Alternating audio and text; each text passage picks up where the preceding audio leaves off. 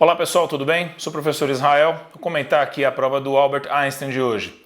Vamos começar falando da prova na parte das questões de múltipla escolha, né? Nós tivemos uma prova bem tranquila, uma prova, posso dizer até de certo modo fácil em algumas questões, né, que tentaram contextualizar, né, cobrando alguns assuntos meio relacionados aí ao cotidiano, mas sem exigir em nenhuma questão assim um enorme grau de dificuldade. Uma parte bem assim operacional da química com conceitos bem simples, né? Pegar aqui a questão 31, que trabalhava com a ideia de uma liga metálica, dava a temperatura aproximada para o início de fusão. O único detalhe aqui é que a temperatura dava dada na escala absoluta, a escala Kelvin.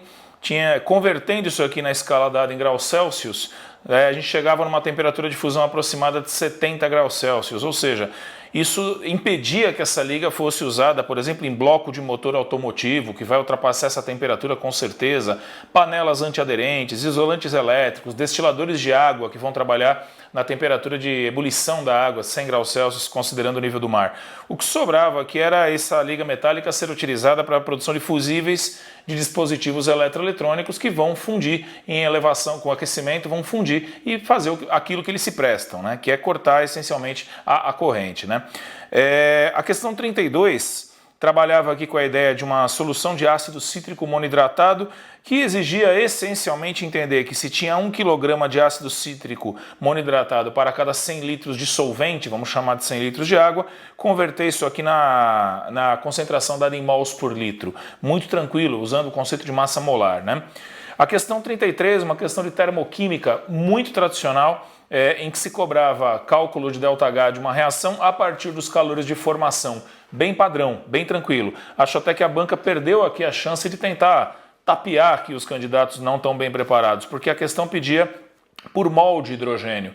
Quando se calcula para a equação devidamente balanceada, num primeiro momento se calcularia para 3 mols de hidrogênio. E a gente não viu nenhuma alternativa que contemplasse para 3 mols de hidrogênio, para pegar aquele candidato, aquela candidata que não leu direito, de repente deu aquela escorregadinha. Então, assim, uma questão bem tranquila, bem tradicional, né? A questão 34, uma questão de radioatividade, né, química nuclear, trabalhando com a ideia da beta-emissão. Como tinha tabela periódica na prova disponível, isso era bastante tranquilo. E a questão 35, brincando com a ideia, né, trabalhando aí a ideia de substâncias simples e compostas, materiais que são e não são combustíveis.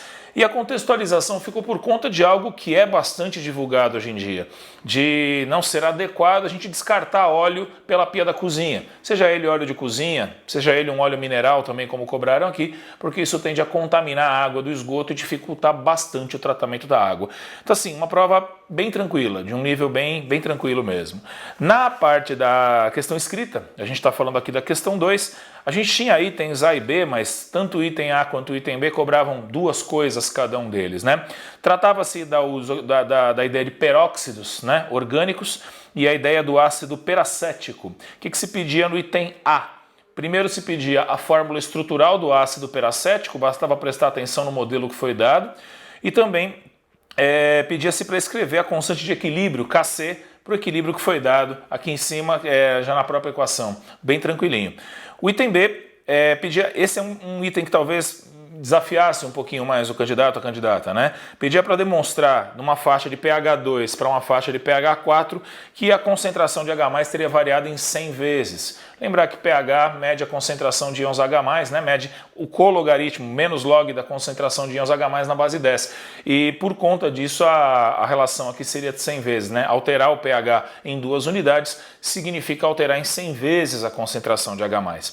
O item B também pedia para calcular a concentração do ácido peracético média, se ela estava entre 300 e 700 mg por litro, a gente pegava a média aqui em 500 mg por litro e simplesmente converter isso na concentração em mols por litro, muito parecido inclusive com a questão que apareceu lá na parte de múltipla escolha. Então a gente, como sempre, espera que vocês tenham tido o melhor desempenho possível nessa prova que cobrou a parte fundamental da química, sem aprofundar demais, claro, aprofundando um pouco mais na questão escrita. A questão escrita ela exigia de fato um pouquinho mais do que as questões de múltipla escolha, o que é de se esperar, né? Mas não era assim uma questão extremamente desafiadora. A gente deseja o melhor resultado para vocês e até a próxima. Muito obrigado.